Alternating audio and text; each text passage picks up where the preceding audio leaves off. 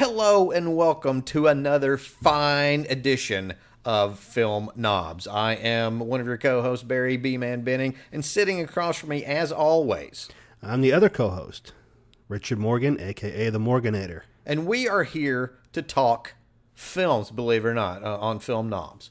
And I don't know about you, I am happy to be back, sir. It's been a while. We've been on hiatus. Like Congress, we're just now getting back to work after our brief summer break. Right, but with I guess with the difference of we're actually going to get back to work. Right. Yes, exactly. So talking about films. Talking about films. So since we've last aired, what is there anything of note that you've either seen or something newsworthy that's caught your attention? I saw the Joker trailer. Oh yeah. Did you see it? Yeah, I did. I've broke down and watched it. Yeah. Did you watch the whole thing or just part of it? The whole thing. And I'm pretty excited. About it. Yeah. The word of mouth so far coming back is pretty good. The buzz is high. So I feel better about it after seeing the trailer than just from the still pictures that I've seen. So I'm happy now. Right. Well, and let's just hope that, what's the release date? I can't remember the release date. It's soon, within the next week or two, I guess, within the next 2 weeks. Mm-hmm. Let's just hope that we're still feeling happy about it then. True. So it Chapter 2 came out, right? Yes. And I haven't. I have just had a lot going on here recently. Haven't been able to see that.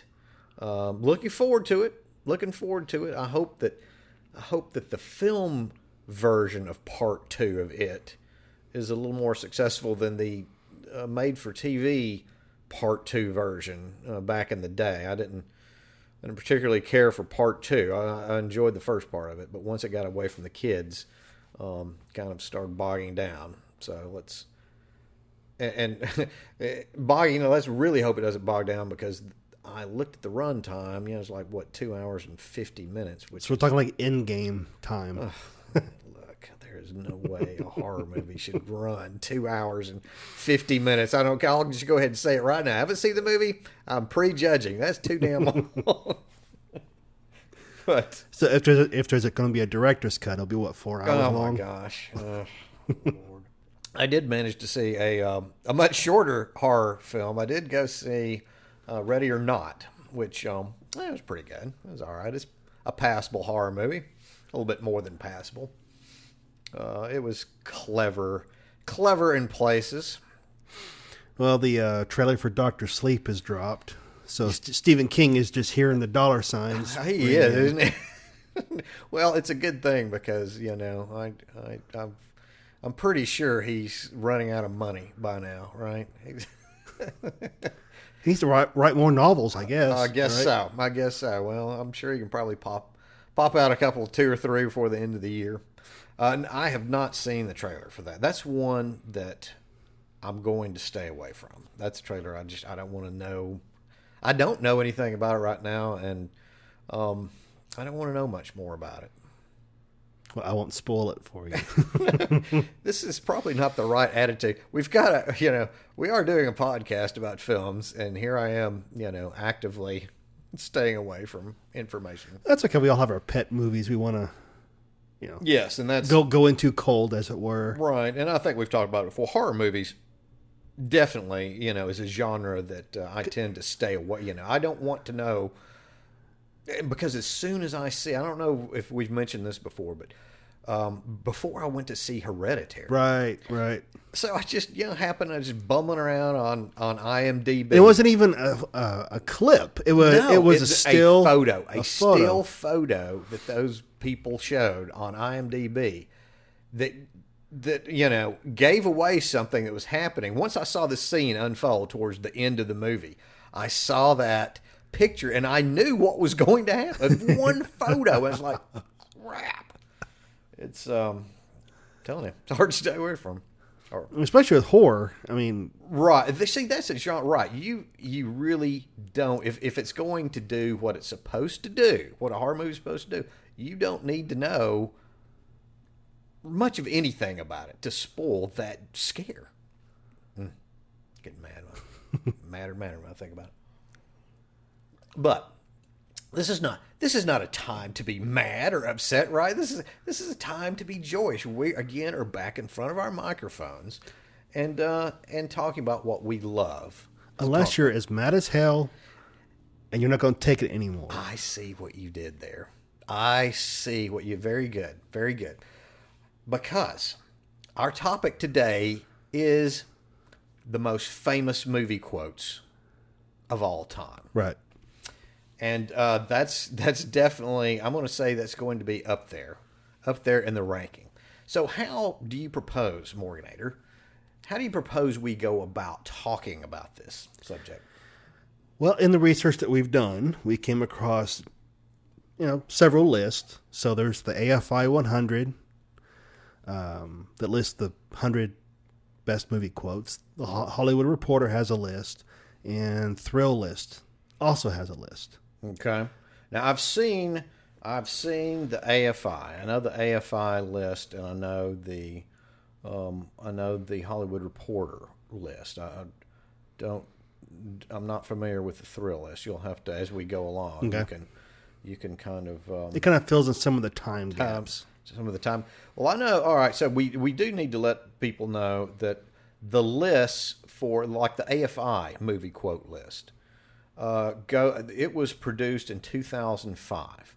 So there's nothing at past 2005, and I'm not for sure about the Hollywood Reporter list. I was thinking maybe somewhere around 2016 or something, because they have a few more recent quotes than 2016. See, I haven't totally lost it yet. So that's a little bit more. And the Thrill List was produced in June of this year, so 2019. So all right, that's good. So we've got a smorgasbord of lists here that goes through that we can up to pretty much the present day we can talk about. So how do we? I mean, there's a lot we're talking about. Each so I know the AFI and the Hollywood Reporter have 100 each, right? They're 100. I'm not sure what about the Thrill List. The Thrill List has 100 as well. Okay. And there is some overlap, of course. Okay. Between the three lists. All right, so I'm going to propose this.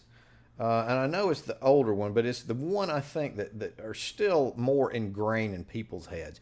I would say let's maybe start with the AFI list, going from bottom to top. At least talk about, and then kind of move out. We can kind of move out and away from this, because what I did, I went ahead and I cross-referenced, all right, so we'll just go ahead and start. The number 100 quote on the AFI list is, "I'm king of the world," from Titanic. Back in, what was that, 1996, I believe. 96 or 97. 97.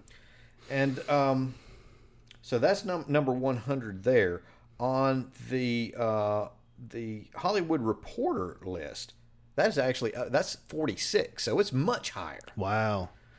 And again, maybe it's because the Hollywood Reporter list came out, in 2016, just a few years ago. So, It could also be who's compiling the list. Absolutely. It's just homers. Yeah. What are these guys' favorite movies? Now, it's kind of hard to get away from some of these quotes. They have to be in there regardless. Right. Some of the biggies. But yeah, you can. I'm sure all of these lists, like every list, you slip in your own personal favorites, right? Where you really got to fight a little bit to justify their inclusion. Which we could do if we eventually, pared this down to our own quote list. I've got a few of my own. You know me. I like to.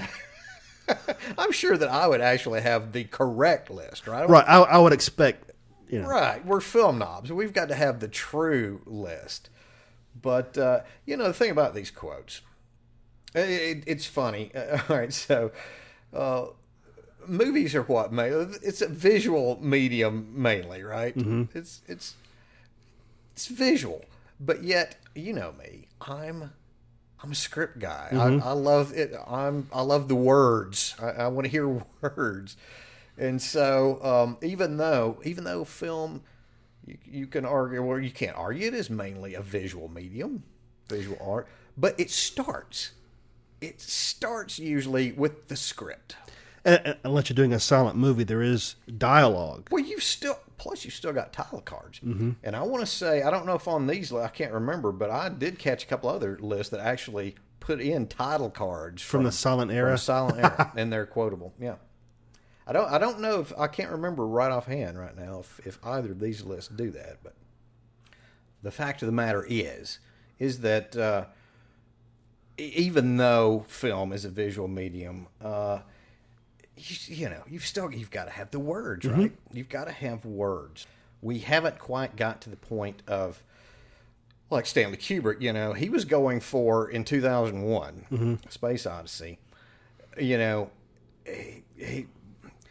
We're like lurching sometimes towards just a visual medium where you could just tell the whole story without any words. Ironically, there's at least one quote, regardless of how visual 2001 is. The first 30 minutes, no dialogue. The last 30 minutes, basically no dialogue. There's still a quote from 2001 in the most famous quotes of all time.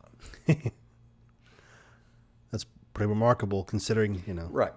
Exactly. And there should have been, actually, I could argue there could be the one that's made the list. I'll go with it's Open the Pod Bay Doors, Hal. Mm-hmm. It's certainly, well known, but the one that, that I think of when I think of 2001, right. Is Dave, stop, will you? Stop, Dave. Will you stop, Dave? I just remember because Hal actually Hal's the computer, in the movie. Hal ends up possessing more human-like, emotions, even though he does it in a cold voice, than any of the actual human characters in 2001. It's like, there's several. It's just, look, there was the other. Look, Dave, I can see that you're really upset about this. I honestly think you ought to sit down calmly, take a stress pill, and think things over. Like I said, there's a lot of lines, that didn't make these lists, in these movies that I think I probably need to save those. We'll come back to that. A nice closer. You're right, exactly.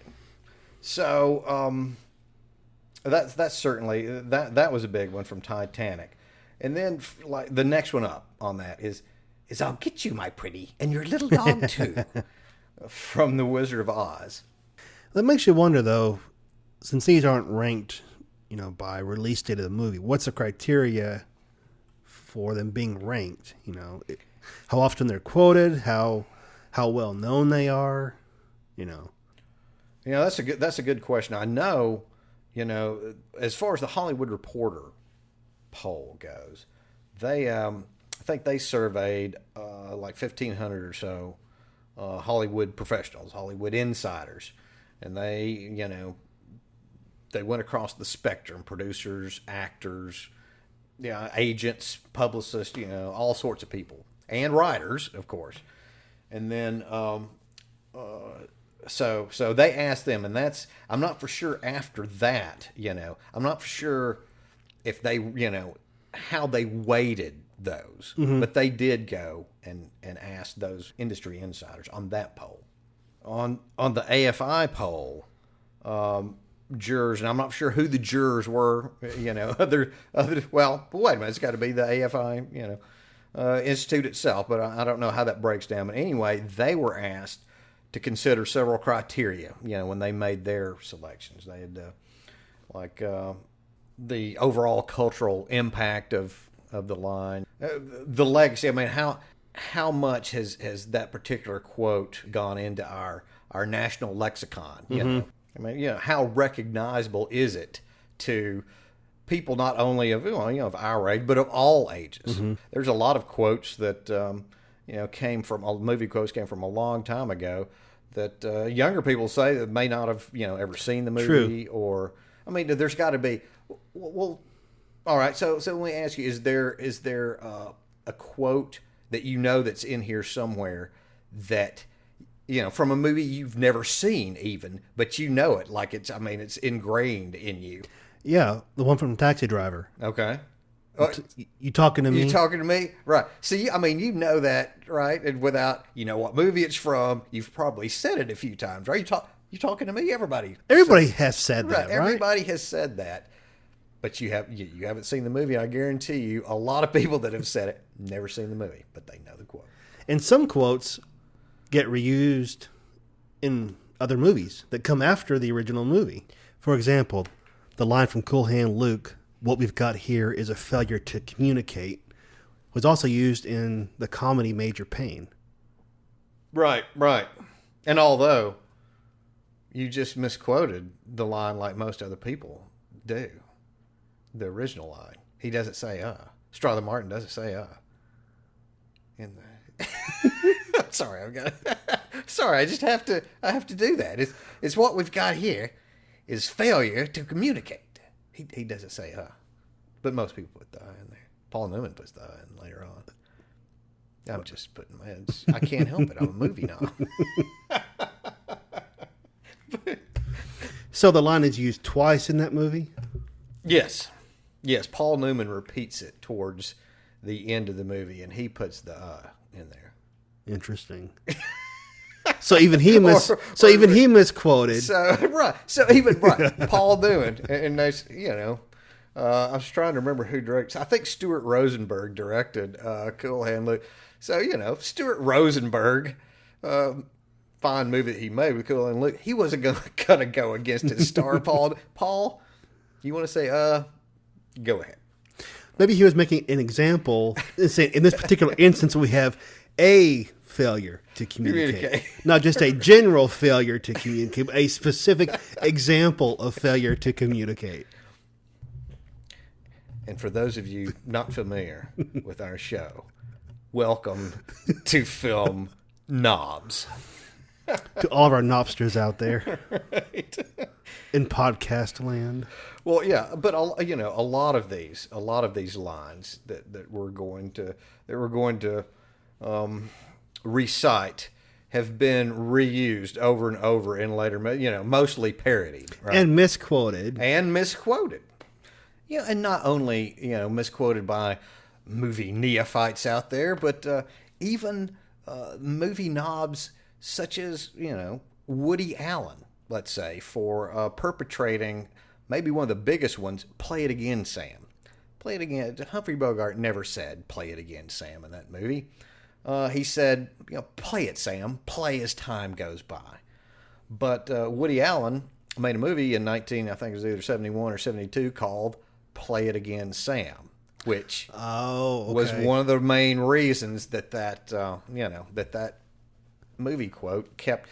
I'm sure it had been misquoted before then, but that certainly didn't help matters at all. So that really solidified it being pretty, misquoted. Pretty much so. For Woody Allen, Woody Allen says it must be "Play It Again, Sam."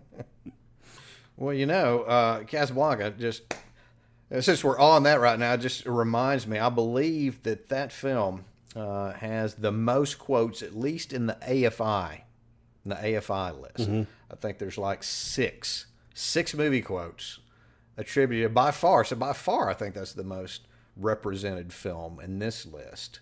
And I want to say like maybe The Wizard of Oz and Gone with the Wind maybe have three. There's a couple of movies that have three each in them. Godfather? Godfather, I think, has two. Two quotes, of course, the biggie that we'll talk about, I guess we get into. And then there's another, it's not as well known as the biggie from Godfather, but it was an ad-lib line from... The cannoli line? Right, yeah. All right, that comes in at the Hollywood Reporter. Okay. All right. Which, they kind of blur, but... Right. So the line is, leave the gun, take the cannoli. Right. Which is great. I mean, this actor, who was, what was the actor's name? Okay. Richard Castellano. Right, Richard Castellano. Come on. You're a very supporting player in this big time movie, and you ad lib. I think it refers back to another line earlier in the movie, something about cannoli. Maybe his wife said something about cannoli, and he just decides to throw that in there. Man, well, that make your career, right? Pretty good ad lib, right? Ad lib lib job. Pretty good ad lib, and pretty ballsy if you think about it. Which, that just goes to the point, we're talking about movie quotes, right? How many of these are made up on the spot versus, coming from a screenwriter, poring over the script? Absolutely, yeah. And not only that, so I kind of thought about this. You think about these quotable quotes, right? These great all-time. So, most of them in the script. But not all, right? I mean, sometimes they're working from a previously published book or what, Sometimes those lines are cribbed from another work. And then sometimes, again, like this line from Castellano, a good number of these lines actually are improvised, just they're ad-libbed on the spot. I'm glad you mentioned that, because I actually, looking through these two lists, at least that I looked through, there are quite a few improvised ad-lib lines in here. Like, let's say the "Here's Johnny" line from The Shining, Jack Nicholson. Right, that's right up there on the classic list. Right, definitely. I want to say, well, let's see, what did that? Where did that rank on AFI? I will tell you. Tell you what, I'm just going to let this run. I have to keep going back. I think this is going to make me have to cut through, but I'm tired of. Okay. It comes in at number 68. 68 on the AFI. On the AFI list. So yeah, that's. And look, again, how many times have I've used that countless times, right? Just about everybody else I know has used it as well. And it comes at number 27 on the Hollywood Reporter. So Hollywood Reporter ranks it, and I, okay, I'll have to go with the Hollywood Reporter a little bit on that one, because that's pretty iconic, That's pretty iconic line, and it's my understanding that Kubrick he thought about cutting that. Kubrick by that time had been living in England, since like around 1960 when he started shooting Spartacus. And he didn't know, he wasn't as familiar with Johnny Carson, I guess, as as we are over here. And I don't think he quite understood how many people would understand that "Here's Johnny" line that he threw in there. So the thrill list, I guess, is for the more recent movies, because it's not on there at all. Yeah, there's no. Okay. All right, so yeah, I think that's why. And I may take that. I'm not doing this for that's why I didn't. I started looking at the thrill list, and they were, I didn't see many lines from the other. I was going, what is this? So it may be from. So where was I at? Okay, I just need another line. Okay. All right. Okay. So I've got another one that was improvised. And again, this is not, not from an actor of Jack Nicholson's caliber, or not caliber, but I guess stature. It's kind of more of a Richard Castellano guy. But David Patrick Kelly, towards the end of Walter Hill's cult classic, The Warriors, he came up with a line, and this wasn't in the script. I think he had like 5 minutes before this, this scene was shot, and Hill had told him, come up with something. And so his line, he ad-libbed, was, "Warriors, come out to play." Wow, yeah. That was improv. That was an improv. Nice. Yeah. And I was kind of surprised. Like I said, I thought that, should have been. Yeah, I thought that would have made one of those lists because that's, good Lord, everybody I know has, riffed on that, come out to play. They even have a Warriors video game that came out a few years ago that I think used that line. They had a what? A Warriors video game. Oh, wow. That they use that line. That they used it. Well, yeah, that would be the line you use from that. Wow, didn't know that. The I'm walking here. Well, this is a big one. I'm walking here is way up on probably both of those lists. Yeah, number 27 on AFI. Yeah, I know. From Midnight Cowboy, I'm walking. Actually, and this has always been kind of a source of contention about was it ad-libbed or was it in the script? And because Dustin Hoffman has told William Hoffman playing Ratso Rizzo is the one who utters the line. They're walking, they're walking downtown Manhattan, and they cross the street, and a taxi almost, runs over Hoffman, and he slams, Hoffman puts his hands on the hood and slams, I'm walking here, And so he's had one story, and the directors had the other about whether it was improv. And I think people finally figured out that what had happened is initially they walk across the street, and they were kind of doing it guerrilla style. They didn't have the permits, I think, if that was right. And so they didn't have anybody exactly blocking. They mistimed it, and this taxi kind of came across and almost hit Hoffman. And what happens after that? The director John Schlesinger, decided that was pretty good, but they could do it better, or at least do it again. So they redid it with somebody a couple more times to try to get it, right. And to me, that seems like probably the best explanation of what really happened. So it's based. So the line is based on an improv line. That seems to be, at least to my investigative reporting, or that seems to be probably the best explanation. That's fascinating. Of what happened. And then there's the other, and I don't know if this line made it in any of those any of the list, but the line from Being John Malkovich, where Malkovich is walking down the side of a road, right? And so all of a sudden, the script, somebody from a car driving by chunks a beer can, I believe, and hits Malkovich right in the head. He says, "Hey, Malkovich, you hear, hey, Malkovich, think fast." And he's hit right in the head, and Malkovich just, starts cursing because it hurts so bad, right? And the original story was that was a drunk extra who had been on the set or something and just drove by and hit him in the head, and it was an honest reaction from Malkovich, right? Turns out that it wasn't. It was scripted, and actually the guy, they didn't think it could happen, or they thought it would be hard to do, to hit him, to peg him in the head. And I believe, from my understanding, it was John. I think it was John Cusack. He was in the movie. I think it was his agent maybe was on the set and said that he thought that he could do it, and they did it in the first take. That he actually nailed him in the head in the first take. Exactly. Nice.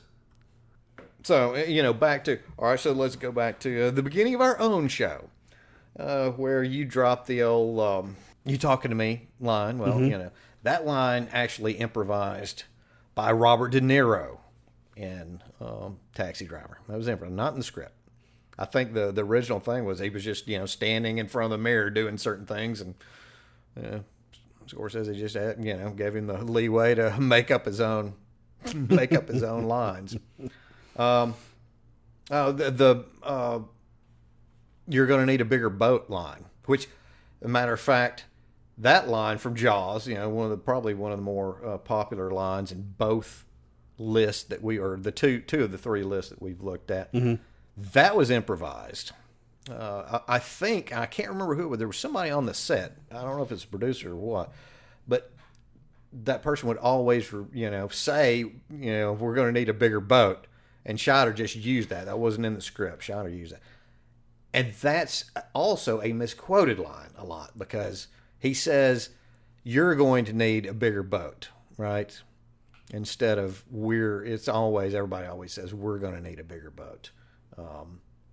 It's you're going to need a bigger boat. Talking to Quint. All right. So, and this is like way up there at number 2, I believe, on the Hollywood Reporter. The Hollywood Reporter list. Here's Looking at You, Kid. That line was improvised by Bogart because I think he and co-star Ingrid Bergman, they played chess on the set a lot. And that's a line that he would keep saying to her. He was teaching her, I guess, how to play chess. And he said, here's Looking at You, Kid. That wasn't in the script, and he just threw that in at the end of Casablanca, and that makes it all the way up too. It's number 5 on AFI's list. So yeah, both of those lists know the importance of the line, and again, everybody has said, "Here's Looking at You, Kid." Certainly from our age group on up, has used that line quite a few times. So yeah, a ton of. I could go. We could do a whole show probably on improvised. All right. Well, all right. I'll go with another one. The whole scene, the Cinderella Kid dialogue from Caddyshack, right? Out of nowhere, right? The Bill Murray, all of that was improvised.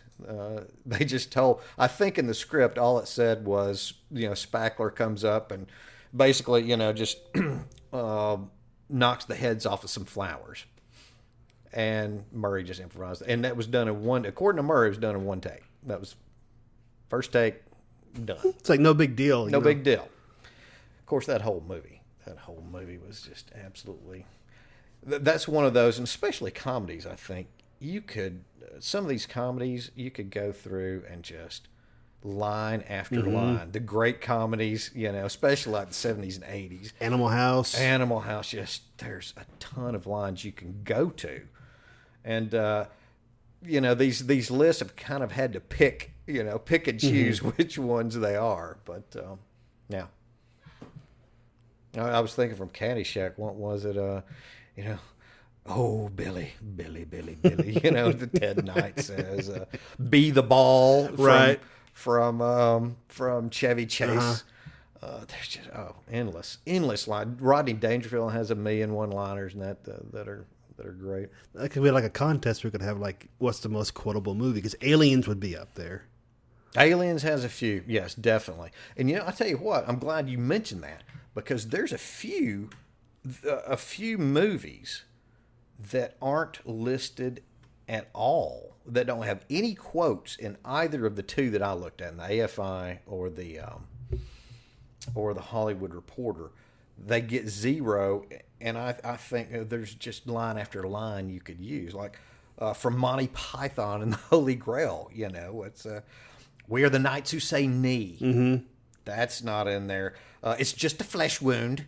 Right, the Black Knight. The Black Knight, right? I'll bite you, Run away.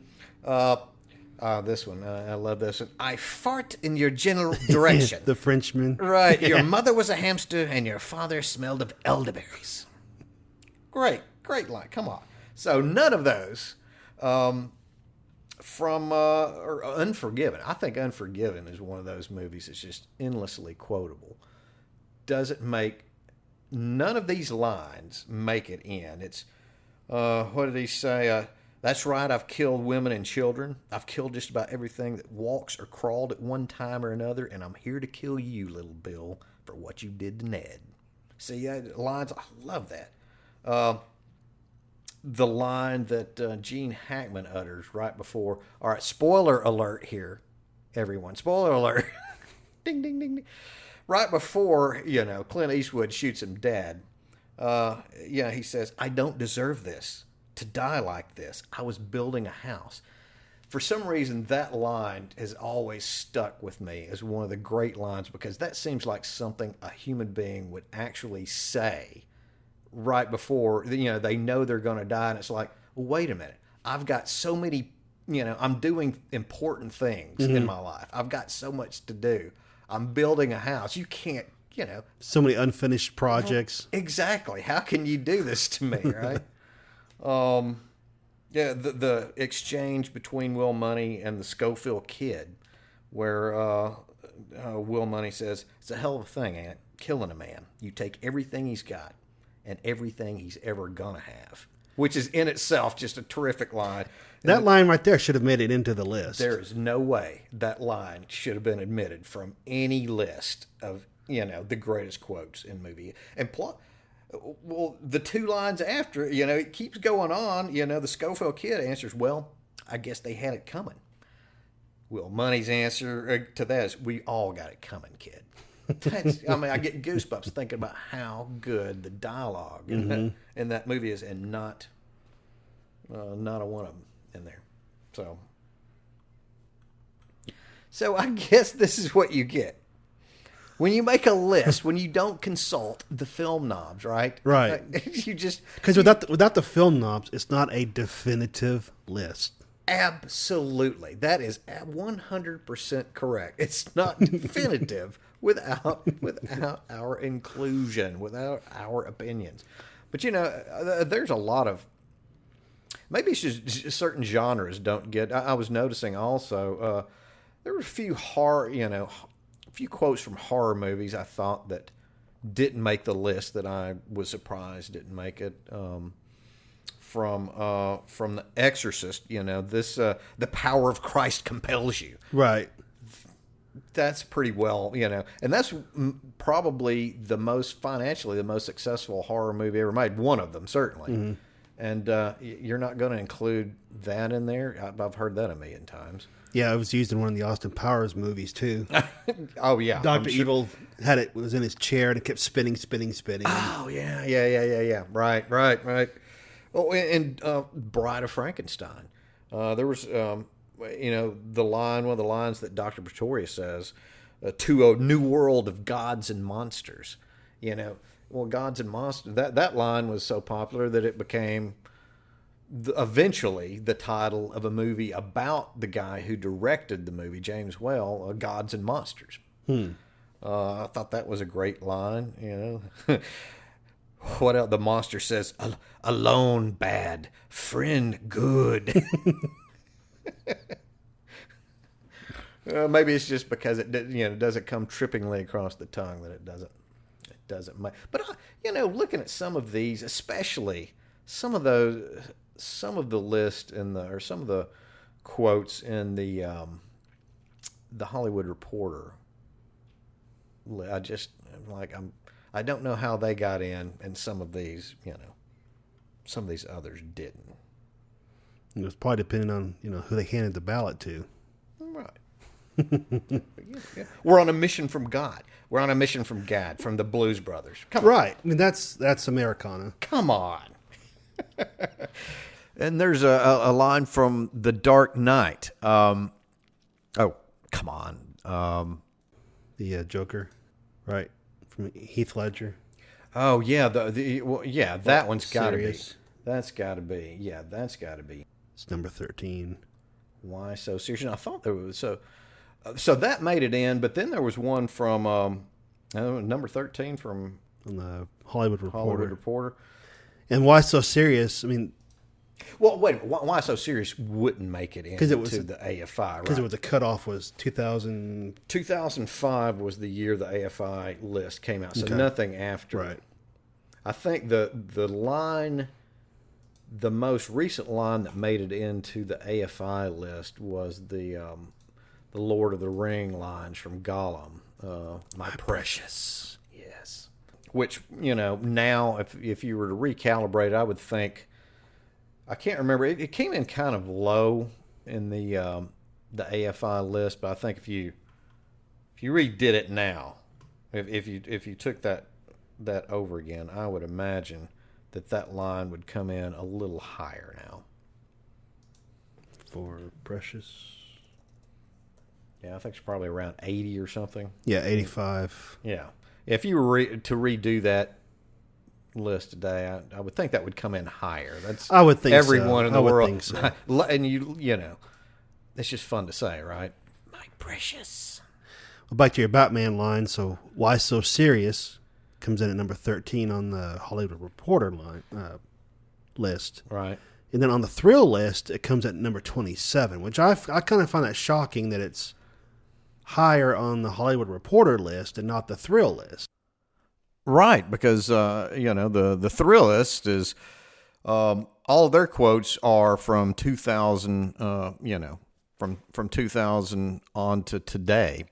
So, thinking about The Dark Knight for a second, you go back to the original Batman, or at least 1989, it's Tim Burton's Batman. There were a couple of lines from that movie, talking about, again, lines that didn't make it in. A couple of lines from that movie that I was a little surprised not to see anywhere. And both of them from Jack Nicholson playing the Joker. Have you ever danced with the devil in the pale moonlight? And even more than that, really, this town needs an enema. I'm surprised. I'm surprised that I didn't see either of those lines in these lists. Well, B-Man, even though these quotes are timeless, our time is not limitless. Oh my gosh! Wow. Let me ask you this. Now, did you come up with that before? Were you just like, did you come up with this before the show started, or is that just like, off the top of your head? Because it's the heat. It's the heat. It is. Yeah, for all of you out there listening, I'm just going to tell you right now, our studio here, there is the air conditioning went out, and we are absolutely. We're roasting. Yeah, we are roasting. We're as hot as we can be right now, and I mean, we could go on for a long time on this. We thought we were going to go through this list, right? One of the lists. We figured we'd go through maybe through the AFI list and then work off the numbers. We have just completely rabbit holed ourselves into time, and now the time is ticking. So what do you? How are we? An exit strategy? And what is it exactly? Why don't we hit the top 10? Okay, so the top 10 in we're going to go with AFI, or we're going to go both, or we're going to try to go back and forth between AFI and. Well, it'd be interesting, I guess, to see the top 10 for both lists, and see where they rank, and see with each other, right, and see if there's crossover. Like other quotes that land in the top 10 on both lists. Right. I got you. Okay. So, you want to start with number 10 for the AFI? Look, we've already talked about this. Right. We've talked about this quite. So on AFI, the number 10 quote is, "You talking to me?" from Taxi Driver. And we've mentioned this before, so why don't we go let's do a quick check though over on the Hollywood Reporter list and see where that quote comes in. Is it a top 10 over there? It doesn't even make it. That can't be right. That can't be right. Talking. There's no way. There we go. Talking. Oh, okay. How is it? Hold on. Well, because, and I think that talking. So what it is actually AFI once again has kind of misquoted. It's not you talking to me, right? It's you talking to me, or at least I don't know how it is in the script now. We'll have to. You talking or you talking? Right. Is there a G or a not? Man, we are in Film Knob territory here for sure. So somebody send us a script stat, an official script. Yes, Knobsters out there. If you get a hold of an official Taxi Driver script, send us a copy. Right. We want to know, is it talking, without the G, or is it talking? So anyway, so it makes number 8, right? So it's number 10 AFI. And number 8. Okay. And I can understand, but yeah, that line should be in the top 10. So what do we got coming in at number 9 on AFI? On AFI, we've got Fasten Your Seatbelt is going to be a bumpy night. A bumpy night from All About Eve, all the way back in, I think, 1950 or so. And, we talked some about misquotes, right? Well, here's another one that's misquoted quite a bit. It's not most people, or a lot of people, I should say. A lot of people say it's going to be a bumpy ride, right? But it's not. It's a bumpy night. That's how I've said it. I've said bumpy ride. A bumpy ride, and I don't know where exactly that started, but that's when something started, just kind of takes off, has a life of its own. But yeah, the actual quote is bumpy night. Well, on the Hollywood Reporter, it drops out of the top 10 and it ranks at number 36. Well, I guess that maybe speaks again to when these lists were made. True. And AFI tends to be an older, stodgier group maybe than the not that it doesn't deserve a high listing, but I can see why it comes in a little lower with the Hollywood Reporter. What we got next? Oh, one of our classic favorites. Coming at number 8, we've got from Star Wars, May the Force be with you. Oh. Yeah, may the force be. I'm not so sure. I'm not so sure that I wouldn't put that up there. How's that not like a top 5? I know we're getting close to it, but how many people have said "May the force be with you" since 1977? Everybody knows. Exactly. Every age, knows that. I'd have that higher. It's even been coined to refer to May the 4th as Star Wars Day. I mean, come on.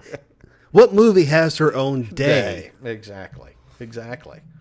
So the Force, not high enough, we think. So we don't think the Force is high enough on the AFI list at number 8. What does it come in at over at Hollywood? Well, it comes in higher, but I'm not sure it comes in at as high as I would rank it, but it comes in at number 4 on Hollywood Reporter.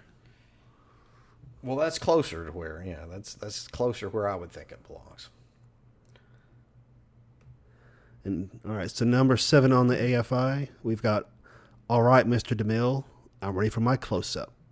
Sunset Boulevard. Again, so interesting. We've got 2 films from 1950 that are represented in the top 10 of the AFI film quotes list. And this is certainly, one of the all-time great lines. And it's also somewhat misquoted sometimes. It's all right, Mr. DeMille, I'm ready for my close-up. Most people say, or think she says, I'm ready for my close-up, Mr. DeMille. Just kind of flip it around a little. A line spoken by actress Gloria Swanson, who was a very popular, one of the most popular silent screen actresses of the day, who once the sound pictures came in, she kind of lost her star power, lost her star footing, but she regained it in a big way with this movie, which, appropriately enough for her, was about an aging movie star who, had once been a great, once been apropos. Exactly.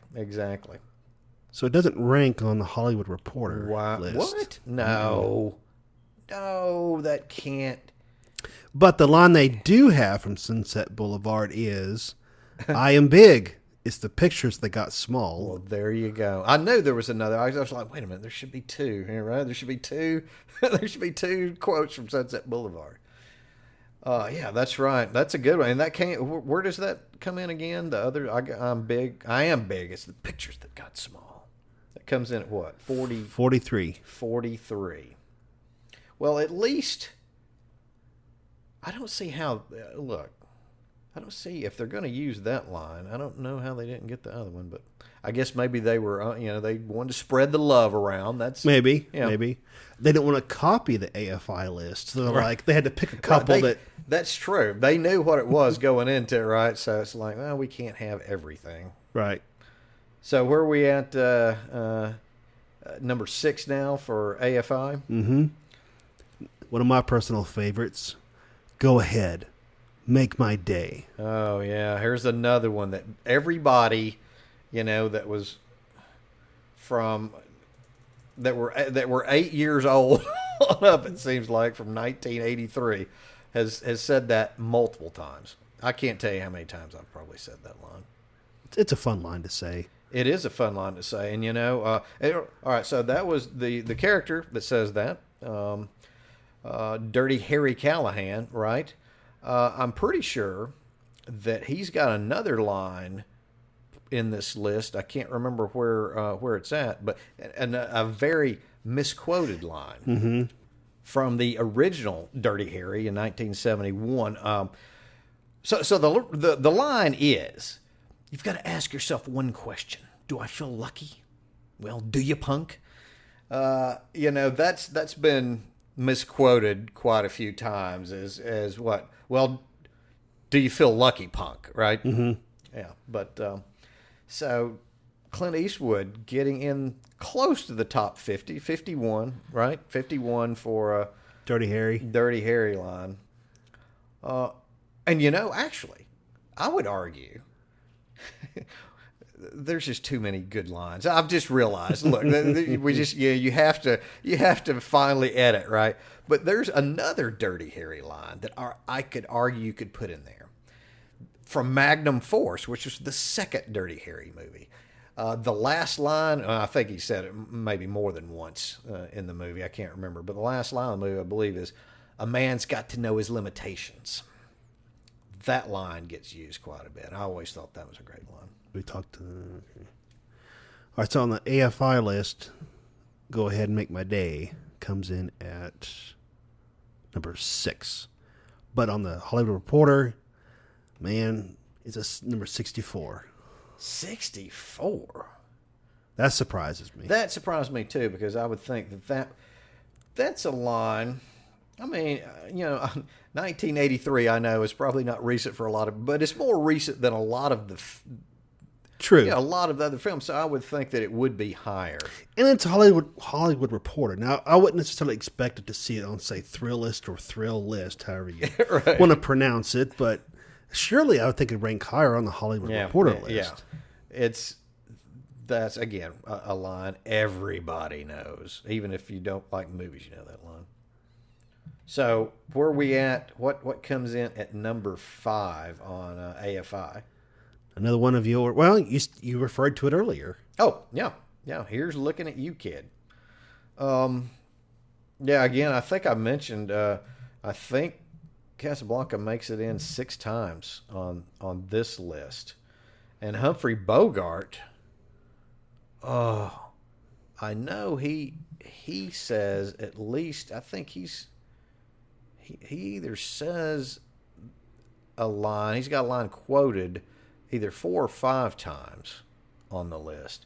And he's spoken to, like, twice on this list. There's a line spoken to Humphrey Bogart on the list. I know Lauren Bacall's line from To Have or Have Not is on this list. You know how to, I may misquote this line myself. It's, "You know how to whistle, don't you, Steve? Just put your lips together and blow." Which, is may have been one of the reasons that Humphrey Bogart decided to marry Lauren Bacall, and just shortly after this movie was made. But and also there was another line. What was it that was spoken to him? You mean from the Treasure of the Sierra Madre? Yeah. The badges line. Badges? We ain't got no badges. We don't need no badges. I don't have to show you any stinking badges. Well, I think that's a pretty misquoted quote, and I think I know why. After saying it back to my, there's several stops and several lines. Most people just say, we don't need no stinking badges. Right. That's how you think about it. And that guy, I want to say Mel Brooks, kind of had something to do with how there was a gag in Blazing Saddles that relayed back about that, and I think that may be one of the reasons why. But again, I think mainly just for just to make it a little more concise. We don't need no stinking badges. But anyway, yeah, Bogart is all over. Bogart's all over this list. All right, and then the number 4 spot on the AFI list comes from Wizard of Oz, Toto. I've got a feeling we're not in Kansas anymore. Was that your Judy Garland? I did terrible impressions. Let's hope that Renee Zellweger does a little bit better in Judy here in a couple. It's going to be released next month with. It's got a little bit of buzz going for her performance. She can't do any worse than my. I'm going to say impression. you're right. I'm going to say you're right about that. So Toto makes it to number 4 on the AFI list. What about where does it come in on the other? Sadly, it doesn't come. So are they going to use the other? Because the Wizard of Oz could have several. Okay, it comes at number 5 on the Hollywood Reporter. Oh, so it does come in on number 5. I was about to say, because you could also what's the line the little dog too? For the Wicked Witch. The Wicked Witch says, "Yeah, I'll get you my pretty and your little dog too." Right? Right. That could have. Where does that make it into? It's 53 on Hollywood Reporter. Let's see. And look, I still don't think. I think those lines are certainly popular, but what about the one line that I think of when I think of the Wizard of Oz? I would think most people think of it. There's no place like home. Right. So 99 is where the little dog 2 line comes in. On AFI. Okay. And there's no place like home, ironically, comes at number 23. But that's the first line that I think of. Right. Yeah. Okay. So you're going to back me on that. I am. As a true film knob. Well, again, yeah. You could. I think you should flip. I think you should flip those two. The Toto line. Although, look, a lot of people have said, I don't. I've got a film. We're not in Kansas anymore. I don't. That could be a poll we could toss out there to our Knobsters and podcasts. Absolutely. They should let us know. Yeah, which one of those? That's good. Because I'm sure that everybody's quoted those 2 lines multiple times in their lives. Right. So what about number 3? I'm gonna let you do this one. Okay. Do your best, Brando. My best. You don't understand. I can't do Brando. I should. That's supposed to be one of the more easier actors to. Right. I could have had class. I could have been a contender. I could have been somebody instead of a bum, which is what I am. I don't know. All of a sudden, I sound like who is this? I don't know who I'm sounding like. It's not Marlon Brando. But yeah, the I could have been a contender line from On the Waterfront is definitely deserves to be pretty high up there. It's a top 10er. I don't know about number 3, but that's a biggie. Well, I guess the Hollywood Reporter would agree with you because it comes at number 38. Well, on their list. All right, so I'm going to say if I, the knob list. If I was I think it falls somewhere in between those two. Right? I mean, I'm not going to be satisfied with anybody's list. Right. We have to have our own list. Exactly. Again, how did you put it earlier? The definitive list. And that's how we just go online. We put it. It's just the definitive list, and that's it. But yeah, it should be somewhere around 20, probably. Yeah, I think number 3 is too high. Yeah. What about number 2? I'm going to make him an offer he can't refuse. All right. So I've got another question for the knobsters out there. Another poll. Who has the best or worst, however you want to do it, Brando impersonation? Was it mine for On the Waterfront, or was it the Morganators for The Godfather? We have, within a span of 2 minutes, we have butchered, That's right. Marlon Brando's 2 greatest lines in movie history. Nobody can butcher Brando like we can. Well, Brando had a reputation for being, one of the best. You could beat Brando up in a movie and it would look great, right? I mean, it was just he could take a movie punch like nobody else. So we, in honor of him, we just completely slaughtered his lines. So it makes it to number 2 on AFI. Mm-hmm. I don't have an argument with that. That's definitely a biggie. What about what did our Hollywood Reporter brethren say? Number 6. Number 6. Which is still respectable. It's respectable, yeah. I mean, I don't say it's not a top 5er. I'm gonna make him an offer he can't refuse. Mm-hmm. All right, so that's my terrible version of that. All right, so that brings us to numero uno. What, according to AFI, is the greatest line in film history? Do you want to do the honors? Okay, I'll try. Frankly, my dear, I don't give a damn.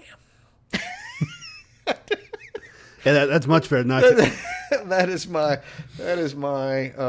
best Clark Gable that I can do. That is Rhett Butler's final line, his kiss-off line to his wife Scarlett O'Hara in Gone with the Wind. I can't argue with that. I mean, there's certainly, you can make arguments for other lines. I think may the force be with you, mm-hmm. or the Godfather line, but I don't have any problem with frankly, my dear, I don't give a damn being the number 1 listed quote of all time. Which kind of fits because isn't Gone with the Wind still the highest?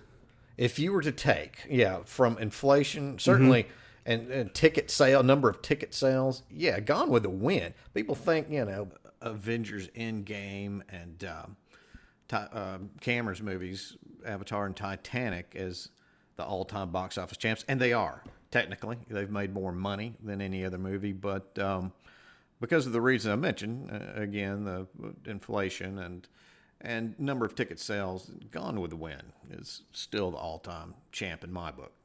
I mean, you think American cinema. Yeah. That movie is like, iconic. Yeah, exactly. It's up there on Mount Olympus, mm-hmm. certainly, and deservedly so. And I was, I was lucky enough as a child, I was pretty young when I saw that movie, and I got to see it on a big screen at a revival. And that's how that movie should be seen. I can't remember how many intermissions. It does need an intermission too. It's a very long film. I think it's about 3.5 hours long. But that's where that movie needs to be seen. And I want to say that the censors back in the day, they wanted that line out of the movie. Mm-hmm. How dare they say, damn. It's hilarious when you think about things today. But so we've gone from stinking badges to I don't give a damn to. But luckily, the producers they fought on that one, and they kept it in there, and the rest, as they say, is history. So yeah, that's it. So what about Hollywood Reporter? It ranks at number 1. So they're in agreement. They are in agreement. Okay. Well, the more I think about it, maybe the more I'm in agreement. So yeah, this knob, I'll go along with it. I guess it would have been utter chaos and end of the world if the Hollywood Reporter dropped this down to say number 2. Number 2. Yeah. Well, hey, these days. Battles and fights, that's where it's at, right? I mean, we can't agree about anything, can we? Except for maybe Gone with the Wind is the movie to unite us all.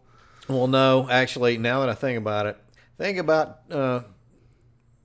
some of the things that you would expect to find back in the 1930s. No, that is probably not the movie that will unite us all. We'll try harder next time. Right, but the line can be, something that maybe most of us can agree on. So even though Rhett Butler didn't give a damn, I have given a damn. I've enjoyed this. This has been a lot of fun, and I think there's so much here. We had this grand plan, Rick and I, when we started this episode. Yeah, that we were going to go through, and there's going to be so many lines we'd talk about. There's no way we could hit them all. No way. We're not even close. So I think we could come back and revisit this topic, maybe come at it a different way, mm-hmm. so where we can include more, but like I said, there's just so many more great lines out there that were written by screenwriters, stolen by screenwriters, or ad-libbed by actors, right? And we could even, we haven't gone into any. We didn't go into any. We didn't go into any title cards from silent films, which technically, It's still dialogue. still dialogue. We could have put It's it just in not spoken dialogue. Right, exactly. All right, so I guess that's about it, Rick. So how, again, if you would remind our good friends out there how they could get a hold of us, listen Absolutely. to us, and talk to us. Maybe, again, I want to know which one of us has I'll just go with the worst Brando. Yeah, neither one was by Awful. Just good by any, terrible. All right, Knobsters, hit us up on social media. You can find us on Twitter at Film Nobs. You can find us on Facebook. We got a Pinterest page and a YouTube channel. You can also download the podcast on iTunes, Spotify, Stitcher, SoundCloud. And Libsyn. You know what? That sounds like an offer. Well, I guess you could refuse it, but it sounds like an offer you shouldn't refuse. Right. So that's as good as I can do for a kicker. You're going to have to, I guess I'm just going to have to let you handle those things more. All right. Well, until the next time, everybody, we've enjoyed it. Everybody, take care.